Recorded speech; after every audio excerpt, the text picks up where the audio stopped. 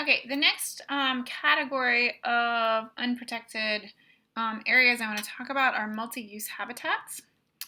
We have a lot of public land that is more multi-use. So we talked about protected areas as including things like national parks. It would also include things like national wildlife refuges, some of our state parks, some of our wildlife management areas that are owned by the state. Those would all be included in protected areas. But we have a lot of other land that's for different uses that might include logging, mining, tourism, as well as species conservation. So a big category of this is Bureau of Land Management, or the BLM as it's abbreviated. It has a lot of land out west, a lot of grazing leases, a lot of oil drilling, some mining. It represents 247 million acres, which is actually an eighth of our country. An eighth of our land is in lands owned by the Bureau of Land Management. And it actually constitutes 83% of the state of Nevada. So if you've gone to Nevada and left Las Vegas, good chances that you saw some Bureau of Land Management land. Another one is national forests, which represent 205 million hectares. And if you have multiple uses, it's important to consider the impacts of all of them together.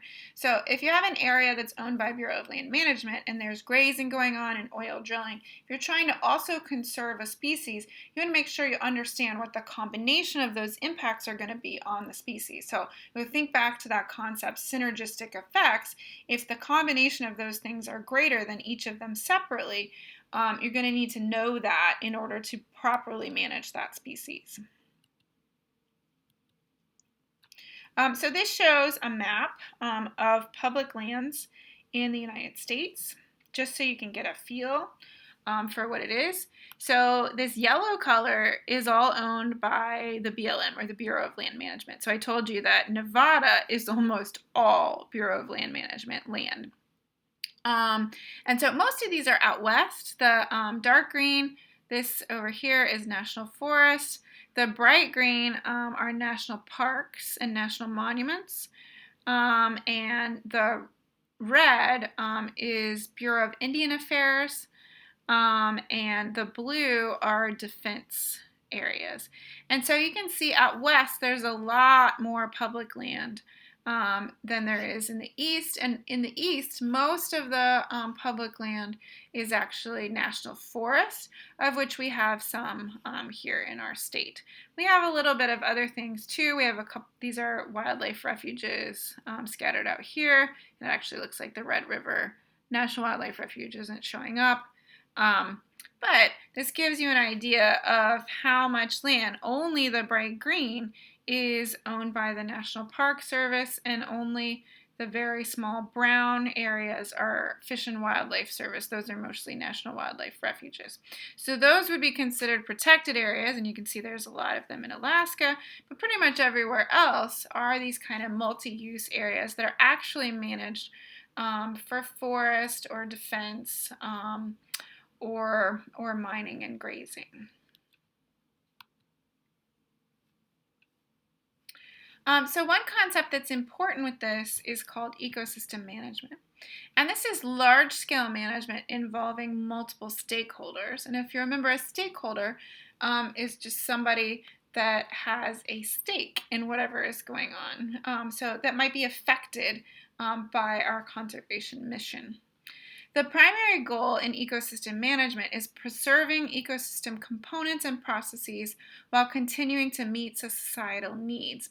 So the idea is balancing conservation with economics and other needs of society. It involves a lot of cooperation. We need input from the economic sectors as well as the conservation sectors to make it as functional as possible. With ecosystem management, you have to make a coordinated plan, and all stakeholders need a voice. And so that's really important, is when you start coming up with this plan, you need to have everybody at the table so that you can get the most buy-in for your plan as possible, which will make it more successful in the long run. So this is an example in the United States. This is the Malpai Borderlands Group.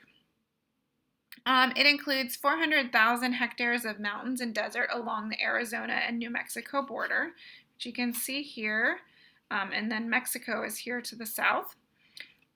And it coordinates a variety of land. So we have, national forests, we have subdivision land, blue is state land, yellow is Bureau of Land Management, and the white is all private land. And so there are coordinated controlled burns, native grass plantings, and conservation easements on some of the private lands in order to conserve this ecosystem as effectively as possible. Bioregional management is basically the same as ecosystem management, but on a much, much larger scale. And regional here means big. So an example of this is the Mediterranean Action Plan, where there's bioregional management all along the Mediterranean Sea. And this shows the different protected areas that are included in this bioregional management plan.